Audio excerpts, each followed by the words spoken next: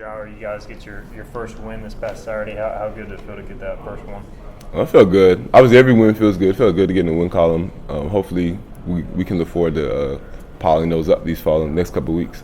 Coach Houston said, he was, I don't know if frustrated the right word, but some of the cheap touchdowns he said you guys gave up on the back end. Is that a good thing to have those problems after a win versus a loss to fix? I mean, obviously, yeah, I would say it's better after a win to have given those up, but obviously that's not something we want to put out there. It was a lot of mistakes that was really on our part as to why a lot of those plays were just pretty much wide open touchdowns. Is it when you watch that on film, though, is it good to be able to say, hey, we won by 18, but we can still be, I guess, a much better team? Yeah, exactly. That's exactly pretty much how we looked at it. We know we gave up some cheap plays, and we feel as if that game should have been more like a 50-7 win instead of 39-21 like it was. What have you seen out of Chandre coming in with your group, Chandre Mims?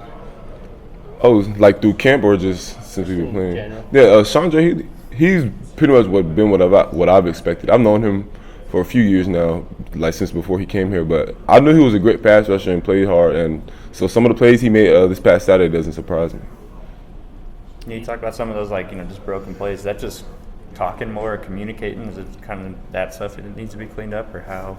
When you look at that on tape, is that something you say, hey, if we just talk about this, we can figure it out? Yeah, pretty much that's what it is. Just communicating across the back end, like from safety to corner, just making sure everybody's hearing each other so that when we're doing switching routes or whatever we have to do, that everybody hears each other and we're on the same page so players aren't running free. Campbell this week, and they obviously have a dynamic quarterback. What challenges does a mobile quarterback like that kind of create? Creates the challenge of you have to be more disciplined within your pass rush lanes. You can't leave too many gaps, can't get too far up the field. And as far as for the back end of the defense, you just have to stay disciplined and guard your receivers until the end of the whistle. Even as the quarterback scrambles, you have to find a guy, match him, plaster him if you're in zone, get deep when he scrambles, stay in your zone. Just little things like that, stay disciplined. How's the mood in the locker room after getting this first win? Has it changed a little bit since the first week? Oh yeah, it's definitely a brighter mood around the locker room with finally getting in the win column, especially getting the first one. It just always feels good during a long season. So, like I said, hopefully we can build on this win and keep going.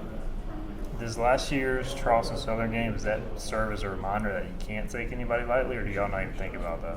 I mean, it does. It serves as a reminder, no matter who comes in here, you have to take every opponent seriously because it is college ball. Everybody can play, so you do have to take the same approach to every game, pretty much, yeah.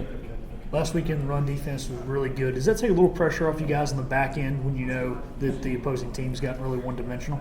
Yes, it does, because as a safety, you don't feel like you have to be as fast coming and fit the run and stuff like that, knowing that the front seven is handling the business. It allows you to relax a little bit and be able to play run or play pass first, then come down for the run when you need to. We talked in the preseason about you playing some more safety, so how do you feel like that's gone, through the first two games for you?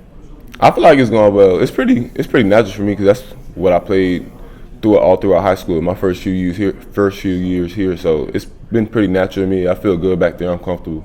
That pick against NC State, what was that feeling like when you potentially make a game-changing play in crunch time in the fourth quarter? It felt good. I was in shock because I looked up and the ball was coming. I was like, oh, this is real. It felt surreal. I made the play. I was able to put us in good field position and celebrate after. It felt great. I was happy that I was able to, like you said at the time, make a game-changing play. We didn't get the win, but it was still a big play for us. I'm going to ask, your high school past couple weeks, just any thoughts on the stuff that happened down and back home? Oh, you talking about with the thing? Oh, yeah.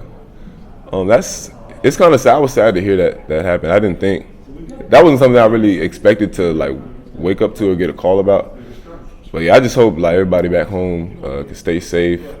Hope the kids are back in. Well, I know they're back in school now, so hopefully kids are feeling safe. Maybe there's more protocols being put in, just with more protocols, better procedures with kids, so they can feel more comfortable while at school. Because I heard it was a freshman who just started high school, his fourth day of high school, and he lost his life. So that's sad to hear.